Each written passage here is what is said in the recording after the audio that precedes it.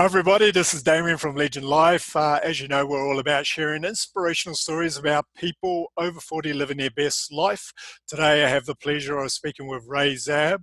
Ray is an adventurer and ultra-distance runner who's done some pretty amazing feats. He's run across the Sahara, the Gobi Desert, Atacama, Patagonia. He's also achieved a world speed record to the South Pole and numerous other feats. So maybe we'll get into detail with them a little bit later. So how are you today, Ray? Doing great, Damien. It's great to be here. Thank you for inviting me. Very good. So let's get started, and maybe you can give us a little bit of background, because I believe up to your 30s you weren't always into sport. So maybe you can give us a little bit about how you got started, what was the impetus? Yeah, so it's an interesting thing. People go through transitions in their life, right? And everybody has stages in their life. Everybody has low points and high points in their life. And I was someone who's going through a very low point, who was very unsatisfied with where their life was headed. I was approaching 30 and I was a very unhealthy person. Physically, I was smoking a pack a day, drinking way too much, doing all sorts of really bad things for my body. And I inside was the person who was truly unhappy and unfulfilled. And so I just didn't have a path or a direction. And it was my brother, John, my younger brother's younger by about a year. He was a great inspiration for me. And he was a guy who was out there doing all these crazy sports, and he was a rock climber and an ice climber and a Ironman triathlete and all these things. And I thought, wow, if I could do maybe a little bit of the things he does, my life might be different. And that was kind of how it started. And it took me 3 years to quit smoking, which I've always said was the hardest thing I've ever done. Yeah. And I've said that to people, and they say, "Oh, big deal, I quit smoking in a day." But the most difficult things we do in life are very relative to us as individuals. So you can't really compare yourself. You kind of just got to live your own experience, right? And do the best you can. Likewise, the great things that we achieve in our lives are very relative. You can't explain what it's like to do something necessarily. You can, but to really get into how it is that you feel is very difficult. Okay, so I believe there's a little bit of a story about how you started your first ultra distance race, which was kind of the one that led you to your career now in ultras and adventure. Yeah, so I sort of bounced around. I was so from 2000 to 2003, I was doing all the sports that my brother was doing. I became a really good ice climber and mountain biker. Those were the two things that I was really passionate about. I did some adventure racing as well, but I really got into mountain bike racing. And my brother is a very good runner, a really good trail runner, ultra runner, road runner. He just runner. And at the time, he was running a lot of marathons, and and doing trail running. And I just I didn't see myself as a runner because physically we were very different people. He's a very tall guy, and just what I thought runners were. And I read an article in a magazine about a race called the Yukon Arctic Ultra that happens every year in different lengths. You can run everything from a marathon up to hundreds of miles. And I was reading specifically about a 100-mile race. And I thought, wow, this is so amazing that these people are able to do these things.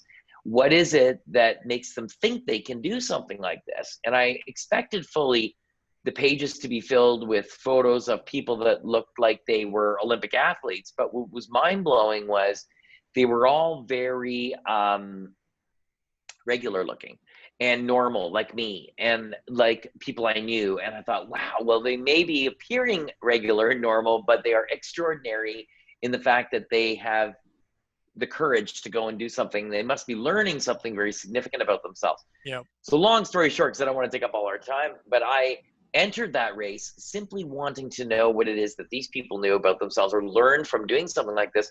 And I mean, begged, borrowed, and stole my way to get to that race pretty much. I had no money in those days.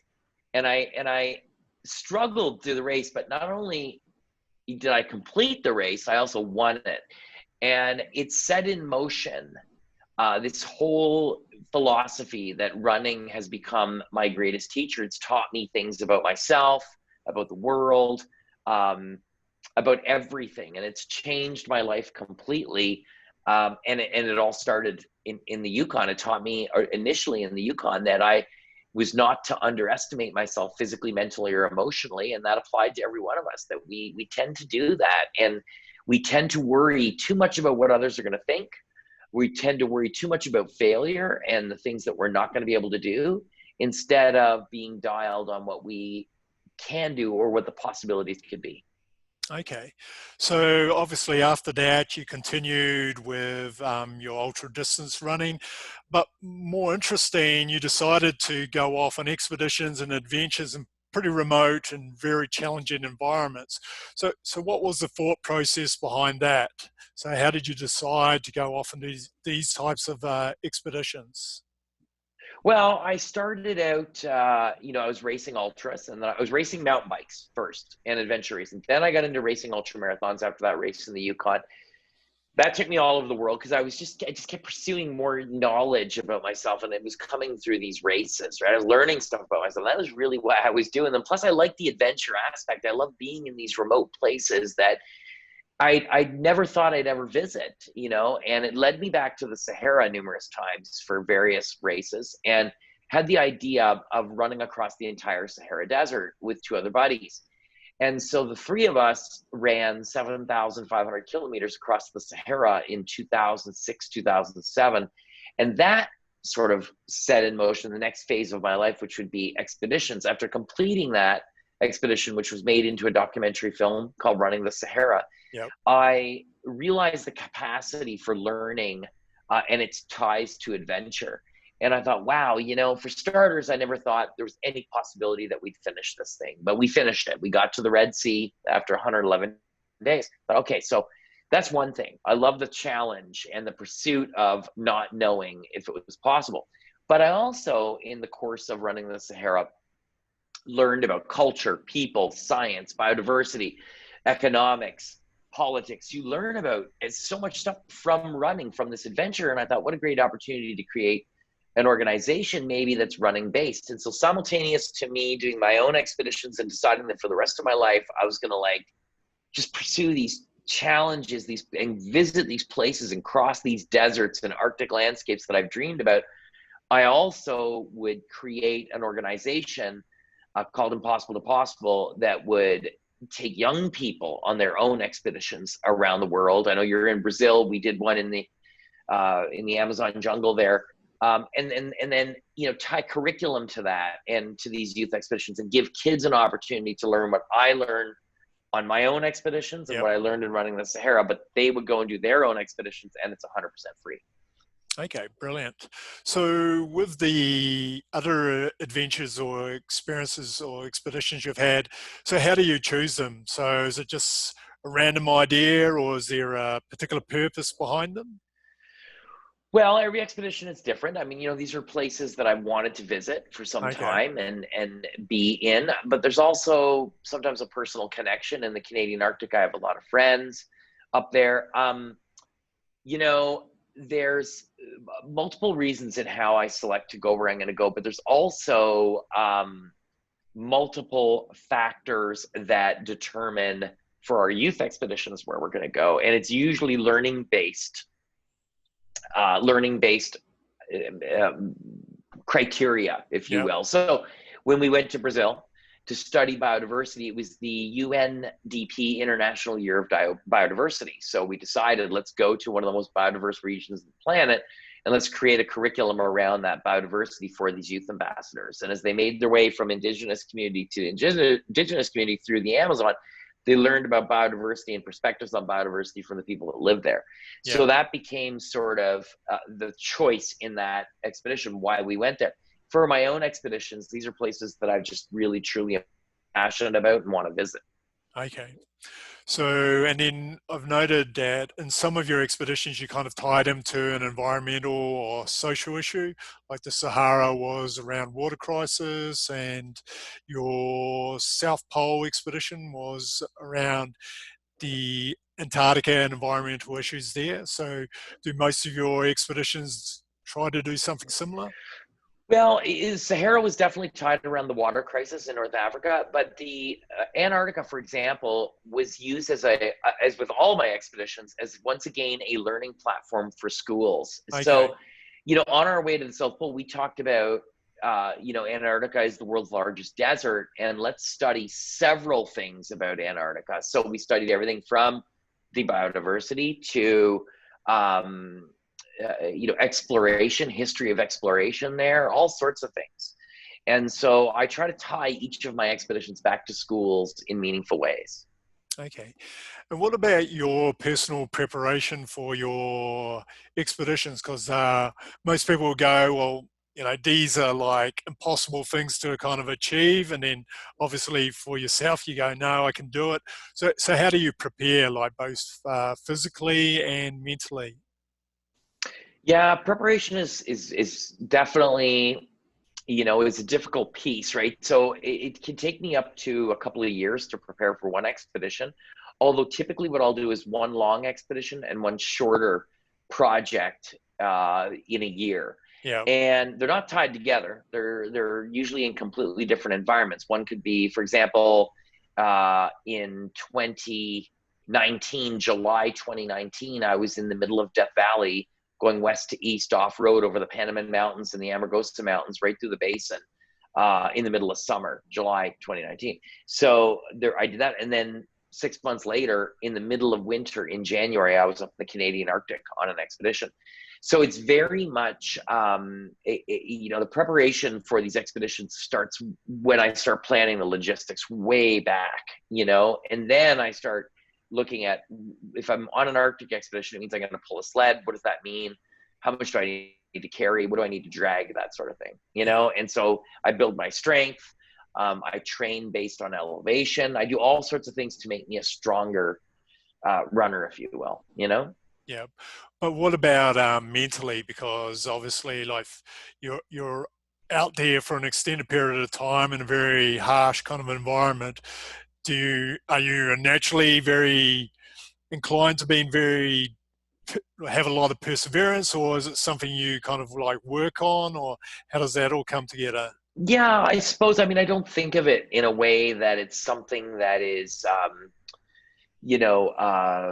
I've chosen. And the minute you accept and you decide you're going to do something like this, and you're super committed to it, that mental aspect kind of takes care of itself, right? Yeah, I mean, you just sort of, and yeah, for sure, I visualize for a year in advance. And maybe it's something I take a little bit for granted, but I visualize for a year in advance what that expedition is going to feel like. And by the time I arrive there, I almost feel like I've been already. You know what yeah, I'm saying? yep. So the preparation, if anything, it's not like a, well, okay, I got to work on willing myself to go through the pain of doing this thing. You already know it's going to be really hard. Yeah. Instead, it's like, okay, I'm visualizing on what every footstep is going to feel like in the sand or in the snow or whatever. So, and then I guess like every expedition, you're kind of building more mental grit, capacity, kind of like builds on each other. So it's a case for people who don't take themselves out of the comfort zone.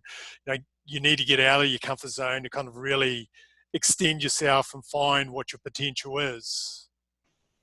Yeah, I suppose that's true. I mean, I look at it as each one of the expeditions that I do, it's the experience and the knowledge that compounds onto the next, And then in that way, I'm able to build on what it is that my next expedition is. So I'm able to take that base of knowledge and move it forward. You know, Okay. you know what I'm saying? Yep, no, definitely. So let's focus a little now on the fact that most of the things you do are pretty extraordinary, but in all the things I've seen, you communicate, you go, ordinary people can do extraordinary things. So you believe we've got a lot of untapped potential. So what are some of the things you like to communicate to the people who go to your TED Talks or hear you speak about human potential and, becoming Well, extraordinary? I mean, it's interesting. I haven't given a TED. I gave a TED talk in 2009, and then I gave a few TEDx talks Yeah, I mean, for the few years after, I haven't been, haven't done a lot of those recently. I mean, I do a lot of corporate speaking, not Yeah. this year because of COVID. But really, at the end of the day, what I'm trying to convince people to do is to not talk themselves out of trying things. And taking risks can be a good thing, right? But there has to be a comfort in risk, that really at the end of the day, you only have one life. Like you have one. It's like one shot, like one day. If you're lucky and you live to 80 or 90, right? Well, you're going to progressively get there. Every day you live is one day closer to Yeah. that day that you turn 90, right? So you've got to, live your life to the absolute fullest that you can and try to challenge yourself and push yourself in ways that perhaps you didn't think of before. I'm not saying it has to be for everybody and everybody has to go and do something crazy, but life is to be lived. You know what I mean? It's not something that we want to take a back seat. Okay. So what are some of the more memorable moments from your expeditions? Things that shaped you, changed you, things that you keep on reminding yourself of? Well, I mean, for sure that we underestimate ourselves physically, mentally, emotionally. I mentioned that before. I think the other thing too that I've learned from expeditions is that everyone is capable of something extraordinary if they choose it, right? And we're only the limits that we have in our lives. There can be real barriers, physical barriers, monetary barriers, whatever kind of barriers, emotional barriers that we have. But it's how we, in our own lives, in our own relative way, overcome those, right? And so everybody's got something to deal with in their life. And I think that through adventure, I've seen that we can overcome a large percentage of those obstacles that stand in our way, you know? So you're a big proponent for getting yourself out of your comfort zone, whatever the adventure may be, big or small, just get out of your comfort zone. Yeah, I'd say, I mean, it doesn't have to be haphazard, right? But you got to do things that are exhilarating in life. Yeah.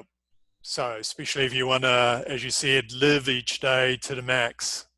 Yeah, pretty much, and again, not in a way that's just, throwing caution to the wind and to hell with everything and everyone else. It's not like that. It's just really taking stock that life, we're very fortunate. We have a life, and so it's, to do something with it. Yep.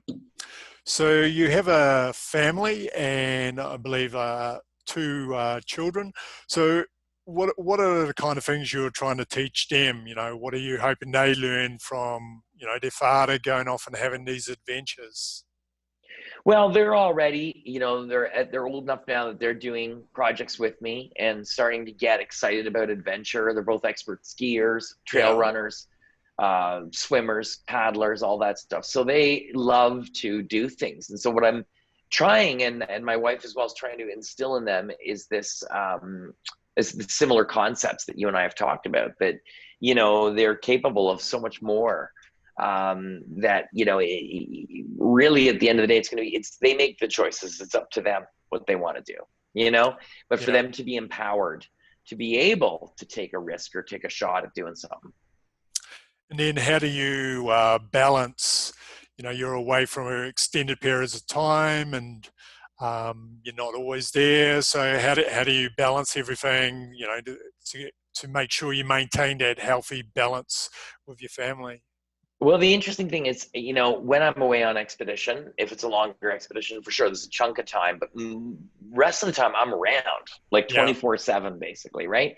So it kind of like, although my job is a very unusual job, if you were to add up the 9 to 5 hours that, you can be away, it's extensive, right? In a Yeah. normal day job. So with my crazy job, I end up being around quite a bit more Okay. because it comes in little bits, right? Yeah. No, So. definitely.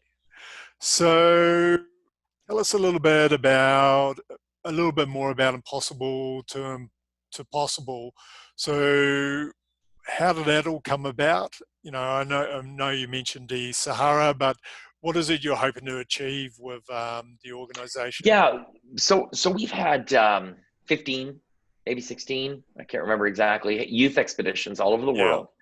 And the goal is to take 16 to 21-year-olds on their own expeditions all over the world, remote places where they challenge themselves physically, but they learn a subject. A subject is taught in conjunction with their expedition, and that subject is taught to thousands of students who follow these expeditions online live.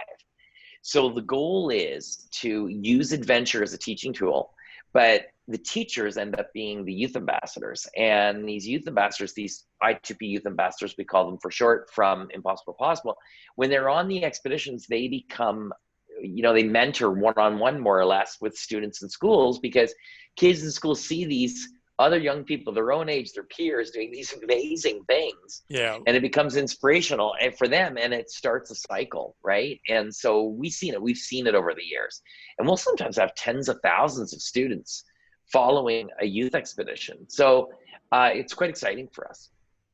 Okay. So, and what is it? What is it at the end you would like to achieve with that? Do you have more expeditions per year, or what's the plan? Yeah, I mean, ideally, yes. I mean, it's as you can imagine, doing one youth expedition per year is incredibly expensive, Yeah. right? So being able to ramp that up to 2 or 3 would be fantastic, but it all comes down to budget. Yeah. That's really what it's about. Okay. And I believe you got another project where you take other people on some of the experiences you have. So you have a company that. Yeah. So we take adults on expeditions Yeah. that are sort of like the impossible to possible expeditions, but it's called Capic One. And yeah, it was over the years, I've had so many people reach out to me to follow my expeditions or follow our youth expeditions. And I say, oh, why don't you do something for adults, for grown-ups? And Yeah. wow, it's just another thing I don't have time for. But eventually, I came around to it. And I said, you know what? I'm going to do this thing, and we're going to start this. And we started taking people on amazing expeditions all over the world, and people have really been digging it. So, yes, it's a new thing. So people can tune into the website. They can see what expeditions we've got. As a matter of fact, 2021, it's almost full. The trips, Yeah. it's crazy. Going into 2022, as you can imagine, everybody wants to travel, right? But Yeah. our calendar doesn't start until fall 21. Okay. And then, So we provide the people with all the training they need, everything. It's all included. and what kind of people what kind of background do these people need? Do they need to have a certain level of fitness? Do they need to be runners? What's, Well, I mean, typically the expeditions are attracting people who are outdoors people. They yeah. trek or run or ski. It's that kind of stuff. So Yeah. that's typically, that's the starting point of the conversation. But we talk to every person and we determine, what trip or what group will work best. Okay. Cool. Yeah, it's very So, inclusive. We try to make it as inclusive as possible. no, very good. So now let's talk a little bit about what's your definition of living your best life? Well, it's a broad statement. I would say if you can look yourself in the mirror and honestly say to yourself that you're truly happy, then pretty much you've got things figured out and you're in a really great place. So living one's best life doesn't necessarily mean having $1 million in your bank account. Although a lot of people would like to have that, it may not be the solution, Yeah. right? It also doesn't mean that you're in the pursuit of something or things constantly and all the time. I think that when there is a acceptance of oneself and a true happiness, like not like a walking around in with your head in the clouds bliss. You're gonna have good days and bad days, but when you can say, you know what, I'm in a good place. I'm pretty stoked every day. Yeah. Well, you got it. You got it all figured out. I would say that that's living your best life. Okay.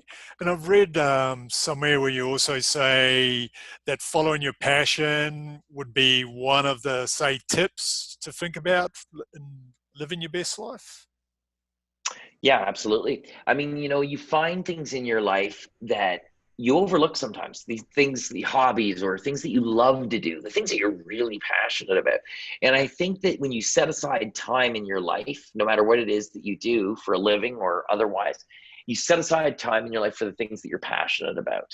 I think that's critically important. And it also happiness is and that passion are directly correlated. They're directly connected, I should say. Where if you pursue the passion, the stuff that you love, well, you're going to, extract some positive energy and happiness from that.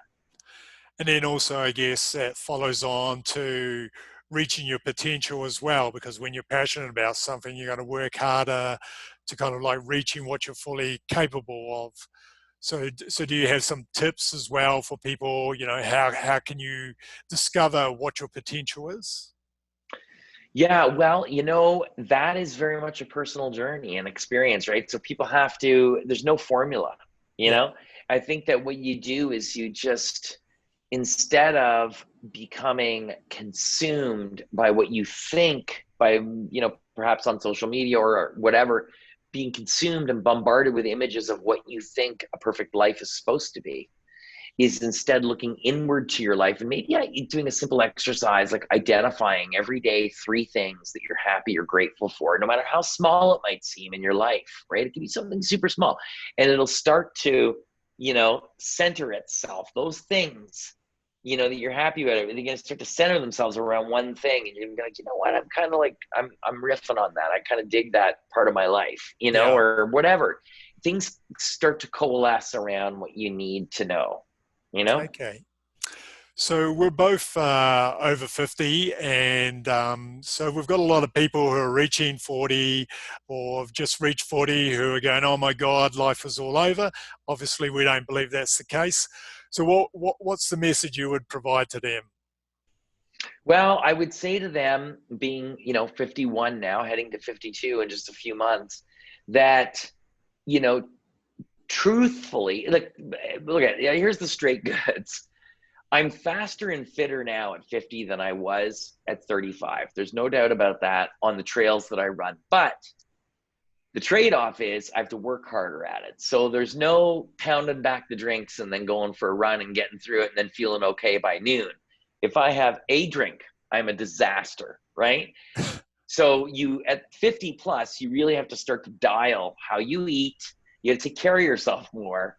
But if you do, you've got that base from all these years. And no matter what you do, whether it's endurance sports or stamina for work, you've built that time in. So you actually, I find it's kind of like the magic years is the 50s, because it's the mix of, you're not moving on so far into life. You're not that advanced of an age, but at the same time, you come with a wealth of experience, and now's the time when you can reap what you've gained in knowledge and experience and in endurance in all these years.